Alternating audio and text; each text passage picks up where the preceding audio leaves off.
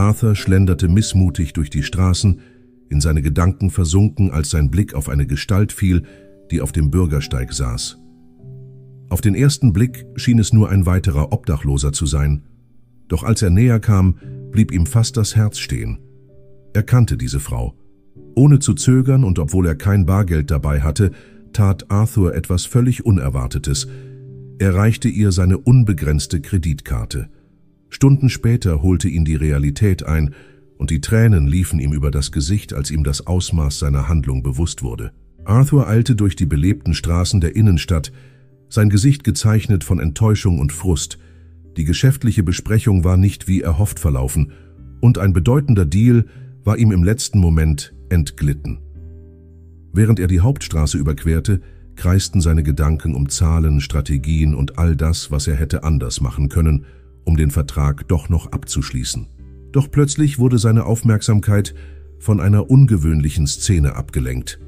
Eine zerbrechlich wirkende Gestalt hockte am Gehweg, gekleidet in zerrissene Kleidung, eine kleine Tafel mit der Bitte um Hilfe in den Händen haltend.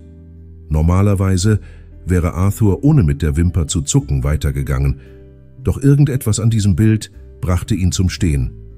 Vielleicht war es die Art, wie sich die Frau zusammenkauerte, als wolle sie unsichtbar werden, oder der ferne, traurige Blick in ihren Augen.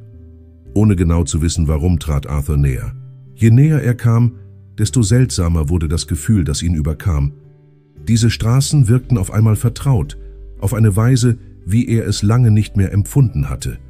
Verdrängte Erinnerungen kehrten zurück, Tage voller Hunger, eiskalte Nächte, der tägliche Kampf ums Überleben. Als er schließlich direkt vor ihr stand, traf ihn der Schock mit der Wucht eines Faustschlags. Diese Augen, er kannte sie. Trotz der Spuren der Zeit und des Leids erkannte er das Gesicht. Es war Julia, seine Freundin aus Kindertagen. »Julia«, flüsterte Arthur ungläubig. Die Frau blickte zunächst verwirrt zu ihm auf, doch dann weiteten sich ihre Augen vor Erkennen. »Arthur? Bist du das wirklich?« Sie sahen sich für einen langen Moment einfach nur an, während Erinnerungen an ihre gemeinsame Kindheit in diesen Straßen wie ein Film an ihnen vorbeizogen. Arthur sah sich wieder in jenen Tagen, in denen er und Julia zu einer Gruppe von Straßenkindern gehörten, vernachlässigt und dem Schicksal überlassen in der gnadenlosen Großstadt. »Mein Gott, Arthur, schau dich an«, rief Julia, ein aufrichtiges Lächeln hellte ihr müdes Gesicht auf. »So elegant, so erfolgreich.« Arthur spürte, wie ihm die Röte ins Gesicht schoss, verlegen. Wie sollte er auf so ein Kompliment antworten? Julia befand sich ganz offensichtlich in einer verzweifelten Lage. Abgetragene, schmutzige Kleidung, ein magerer Körper. »Es ist schön, dich zu sehen, Julia«, brachte er schließlich mit belegter Stimme hervor. »Und wie ist es dir ergangen?« Julia zuckte mit den Schultern, während sie versuchte, ihren zerlumpten Mantel zurechtzuziehen.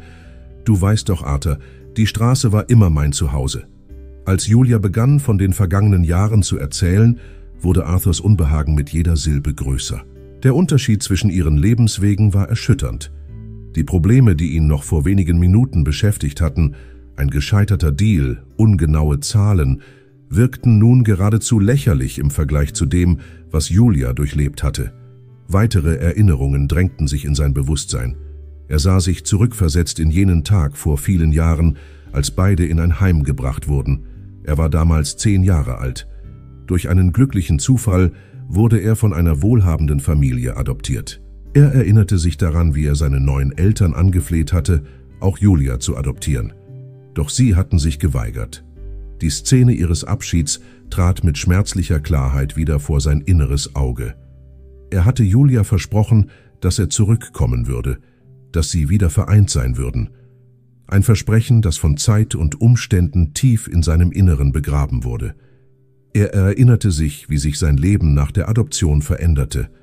Eine liebevolle Familie, Geschwister, ein warmes Zuhause, ein Hund, Spielzeug, reichlich Essen, gute Bildung, Urlaubsreisen. Die Erinnerungen an die harten Jahre auf der Straße verblassten allmählich und mit ihnen auch das Versprechen, das er Julia gegeben hatte. Mit der Zeit erhielt Arthur Chancen, von denen er einst nicht einmal zu träumen gewagt hätte. Er studierte an den besten Schulen, bereiste die Welt und baute sich eine erfolgreiche Karriere auf. Er wurde ein reicher, angesehener Mann. Doch etwas fehlte immer. Eine Leere in ihm, die kein beruflicher Erfolg und kein materieller Besitz füllen konnte. Und nun stand Julia vor ihm. Eine lebendige Erinnerung an alles, was er einst zurückgelassen hatte. Der Kontrast zwischen ihren Leben war erschütternd und schmerzlich. Arthur wurde von einer Welle aus Schuldgefühlen und Mitgefühl überrollt. Ohne lange zu überlegen, tat er etwas, das er sich nie hätte vorstellen können. »Julia, ich muss los, ich habe einen Termin«, sagte er und griff in seine Tasche. »Aber ich möchte, dass du das nimmst.« Arthur streckte die Hand aus und reichte Julia seine Platin-Kreditkarte. »Du kannst dir damit alles kaufen, was du brauchst. Kleidung, Schuhe, ein Zimmer in einem guten Hotel. Ruh dich aus. Morgen treffen wir uns hier zur selben Zeit wieder, damit du mir die Karte zurückgeben kannst, ja?« Bevor Julia überhaupt begreifen konnte, was gerade geschah, hatte Arthur sich bereits entfernt. Sie blieb auf dem Gehweg zurück, starrte die Karte in ihrer Hand an, überrascht und misstrauisch zugleich. Die Szene erinnerte sie schmerzlich an jenen fernen Tag, als ihr Freund mit seiner neuen Familie ging und Versprechen machte, die nie eingelöst wurden. Arthur erreichte das elegante Restaurant, wo seine Familie bereits zum Abendessen auf ihn wartete. Doch mit seinen Gedanken war er ganz woanders. Während um ihn herum fröhlich geredet und gelacht wurde, war er tief in Erinnerungen versunken. Er dachte an den Tag zurück, als er sein ganzes Taschengeld für eine teure elektrische Eisenbahn ausgab, die bereits am zweiten Tag ihren Reiz verlor. Damals konnte er nicht verstehen, warum Julia sich schon beim bloßen Gedanken an eine einfache Stoffpuppe so sehr freute. Er dachte an seine Reisen um die Welt, daran, wie er ferne Länder besuchte und nie auf die Idee kam, nach Julia zu suchen, die in derselben Stadt lebte. Wie oft hatte er sich über die Zartheit eines Steaks in einem edlen Restaurant beschwert, ohne auch nur einen Moment daran zu denken, dass Julia genau in diesem Moment möglicherweise an Hunger litt. Die Schuld nagte an ihm. Wie hatte er Julia nur vergessen können? Wie hatte er zugelassen, dass der Komfort und die Annehmlichkeiten seines neuen Lebens die Erinnerungen an den Menschen auslöschten, der er einst gewesen war? Als er an jenem Abend nach Hause zurückkehrte, sah Arthur sich in seiner luxuriösen Wohnung um und fühlte sich innerlich leer. Nicht wegen dem, was er erreicht hatte, war er traurig, sondern weil er so viel besaß und dennoch nichts davon genutzt hatte, um das Leben eines anderen zu verändern. Am nächsten Morgen wachte Arthur voller Vorfreude auf das Wiedersehen mit Julia auf. Seine Gedanken überschlugen sich mit Plänen, wie er die verlorene Zeit wieder gut machen könnte.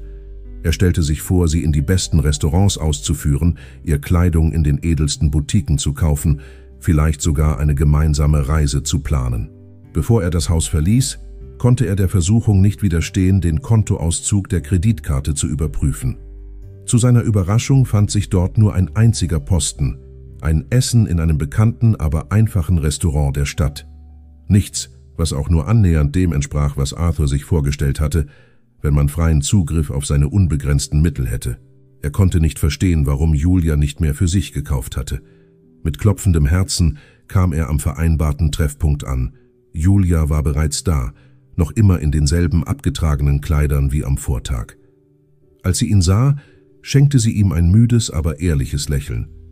»Ich dachte, ich würde dich nie wiedersehen«, gestand sie. »Ich dachte, du würdest die Karte einfach sperren und nie zurückkehren.« Ihre Worte trafen Arthur unerwartet. »Warum hast du das gedacht? Ich habe dir doch gesagt, dass ich wiederkomme.« Julia blickte ihn mit einer Mischung aus Traurigkeit und stiller Einsicht an. »Aber dieses Versprechen hast du schon einmal gemacht, nicht wahr? Und damals hast du es nicht gehalten.« Ihre Worte trafen Arthur wie eine schallende Ohrfeige. Die Schuldgefühle, die ihn seit dem Vortag begleiteten, wurden noch intensiver. »Es tut mir leid, Julia, ich habe dich wirklich im Stich gelassen, aber diesmal wird alles anders. Das verspreche ich. Ich habe Geld, ich kann dir alles kaufen, was du willst.« »Nein, Arthur«, unterbrach sie ihn sanft, »ich brauche nichts von dir gekauft. Ich brauche kein Geld. Was ich brauche, ist eine Chance. Wenn du mir wirklich helfen willst, dann gib mir die Möglichkeit, meine eigene Zukunft aufzubauen.« Arthur schwieg und ließ Julias Worte auf sich wirken. Da erkannte er, dass er denselben Fehler erneut gemacht hatte. Zu glauben, man könne alles mit Geld lösen. Julia wollte keine Almosen. Sie wollte Würde. In diesem Moment wurde Arthur klar, dass wahre Hilfe in einer echten Gelegenheit bestand. Dank seiner Kontakte organisierte er Julia eine Stelle als Assistentin in einer Fabrik. Zudem bot er ihr an, eine Weiterbildung zu finanzieren, damit sie beruflich wachsen konnte. Doch dabei beließ es Arthur nicht. Inspiriert durch die Begegnung mit Julia, schloss er sich mit anderen Unternehmern zusammen, um ein Ausbildungsprogramm für sozial benachteiligte Menschen zu gründen, mit dem Ziel, ihnen den Zugang zum Arbeitsmarkt zu ermöglichen. Zum ersten Mal seit langem hatte Arthur das Gefühl, wirklich etwas Sinnvolles zu tun. Die Wiederbegegnung mit Julia wurde zum Wendepunkt in seinem Leben. Er erkannte, dass es nie ein Fehler war, Wohlstand zu erreichen oder materielle Güter zu besitzen. Das eigentliche Problem war, diese Mittel nicht zu nutzen, um einen Unterschied im Leben anderer zu bewirken. Mit der Zeit bauten Arthur und Julia ihre Freundschaft wieder auf. Es gab keine Schuldgefühle mehr, keinen Groll, nur gegenseitiges Verständnis und den aufrichtigen Wunsch, anderen zu helfen. Arthur fand endlich den Sinn, nach dem er so lange gesucht hatte, und füllte die Leere, die kein materieller Erfolg je füllen konnte. Auch Julia blühte dank der ihr gebotenen Chance auf. Ihr unerschütterlicher Wille und die Weisheit, die sie auf der Straße gesammelt hatte, wurden zu ihren größten Stärken. Sie machte nicht nur berufliche Fortschritte, sondern wurde selbst zur Inspirationsquelle für andere, die, wie sie, auf eine neue Chance hofften. Gemeinsam wurden Arthur und Julia zu Symbolen dafür, wie Mitgefühl und echte Gelegenheiten Leben verändern können. Ihre Geschichte inspirierte andere Unternehmer, über den bloßen Profit hinauszudenken und den sozialen Einfluss ihrer Firmen zu betrachten. Das von Arthur initiierte Trainingsprogramm wuchs stetig und erreichte immer mehr Menschen. Ehemalige Obdachlose, Jugendliche aus benachteiligten Vierteln und ungelernte Erwachsene fanden durch das Programm neue Wege in eine bessere Zukunft.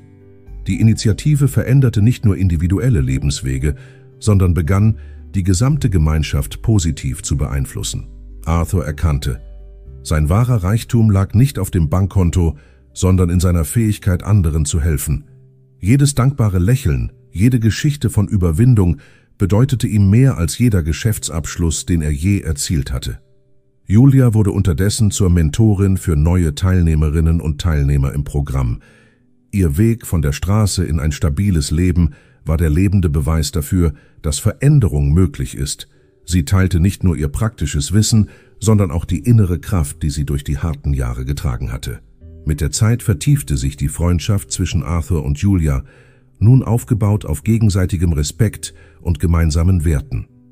Sie wurden zu Partnern in der Mission, Chancen für die Bedürftigsten zu schaffen. Der Erfolg des Programms inspirierte ähnliche Initiativen in anderen Städten. Arthur wurde eingeladen, über seine Erfahrungen auf Konferenzen zu sprechen und sogar politische Maßnahmen zur sozialen Inklusion zu beraten. Er verstand nun, wahrer Reichtum liegt nicht in dem, was wir anhäufen, sondern in dem, was wir teilen. Und der größte Luxus besteht nicht darin, alles zu besitzen, sondern in der Fähigkeit, im Leben eines anderen etwas zu bewirken. Julia blickte zurück und erkannte, wie sehr sich ihr Leben verändert hatte. Nicht nur materiell, sondern im Kern ihres Wesens. Sie hatte ihre Würde zurückgewonnen, ihren Lebenssinn und vor allem begriffen, dass ihre Geschichte von Kampf und Überwindung ein Leuchtfeuer der Hoffnung für andere sein konnte. Gemeinsam erkannten Arthur und Julia, dass wahre Chancen im Leben nicht die sind, die wir selbst erhalten, sondern die, die wir für andere schaffen. Und manchmal, so mussten sie lernen, muss man etwas verlieren, um alles zu finden. Wenn dir diese Geschichte gefallen hat, gib uns einen Like und abonniere den Kanal. Hinterlasse einen Kommentar mit einer Zahl von 1 bis 5 und sag uns, wie sehr dich diese Geschichte berührt hat. Vielen Dank fürs Zuschauen.